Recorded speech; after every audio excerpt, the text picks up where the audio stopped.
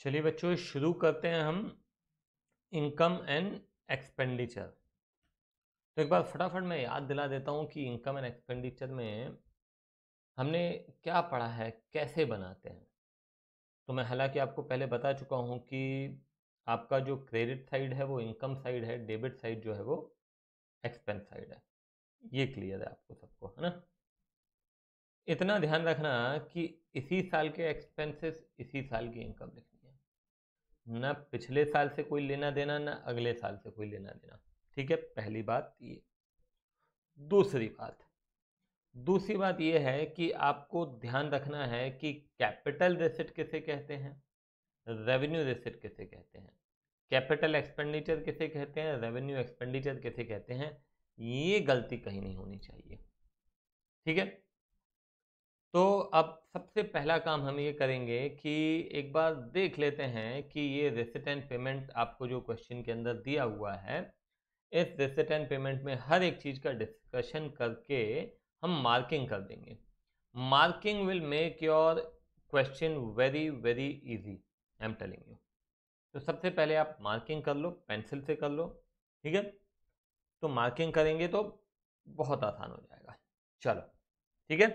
दो बातें कौन कौन सी कही मैंने, ध्यान रखना। सबसे पहला, आपको इसी साल के एक्सपेंस इसी साल की इनकम लिखना है। और दूसरी मैंने आपको बताई, डिफरेंशिएट करते आना चाहिए कैपिटल और रेवेन्यू में। ठीक है। चल, तो सबसे पहले यहाँ पे आइए। इसका कोई लेना देना नहीं है इनकम एंड एक्सपेंडिचर में, वहाँ केवल एक्सपेंस और इनकम लिखते हैं अपन। सब्सक्रिप्शन हमारी इनकम है, डेफिनेटली इसको हम लिखेंगे इनकम में। ठीक है। सेल ऑफ इन्वेस्टमेंट, अब ध्यान देना आप अच्छे से। सेल ऑफ इन्वेस्टमेंट एक कैपिटल रेसिट है भाई, ये हमारे इनकम एंड एक्सपेंडिचर में नहीं आता है। हाँ, यहाँ पे सेल ऑफ इन्वेस्टमेंट में यदि कुछ प्रॉफिट हुआ होता तो वो प्रॉफिट अपन डेफिनेटली इनकम में लिख लेते, मगर यहाँ पे कोई प्रॉफिट नहीं कह रहा है, केवल बोल रहा है सेल ऑफ इन्वेस्टमेंट। तो हम इसको इनकम एंड एक्सपेंडिचर में नहीं लिखेंगे, नहीं लिखेंगे, नहीं लिखेंगे। क्यों नहीं लिखेंगे? Because it is a capital receipt.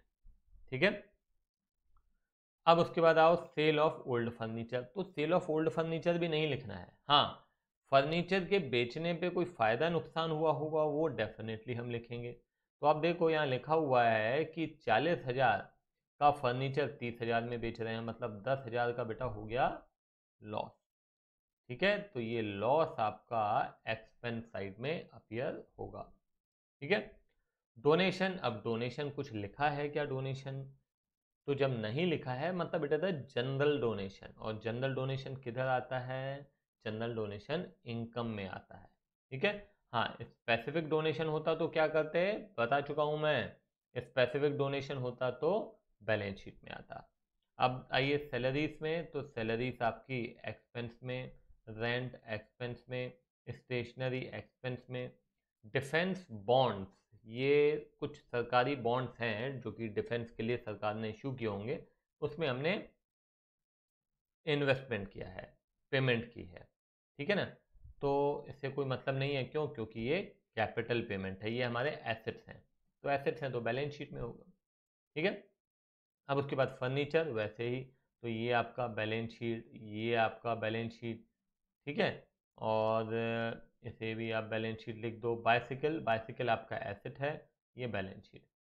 और ये जो बैलेंस बचा है, कैश जो बचा है, ये भी बैलेंस शीट। तो बैलेंस शीट हमको नहीं बनानी, हमको तो अभी क्या बनाना है, इनकम एंड एक्सपेंडिचर बनाना है। ठीक है।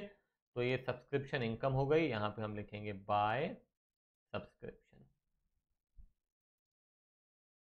ठीक है, कितना है सब्सक्रिप्शन? 9 लाख। उसके बाद सेल ऑफ इन्वेस्टमेंट, नहीं नहीं नहीं, ये आप 10,000 का लॉस है, तो यहाँ पे क्या लिखेंगे? Loss on sale of furniture. ठीक है, कितना अमाउंट है? 10,000 का लॉस हो रहा है।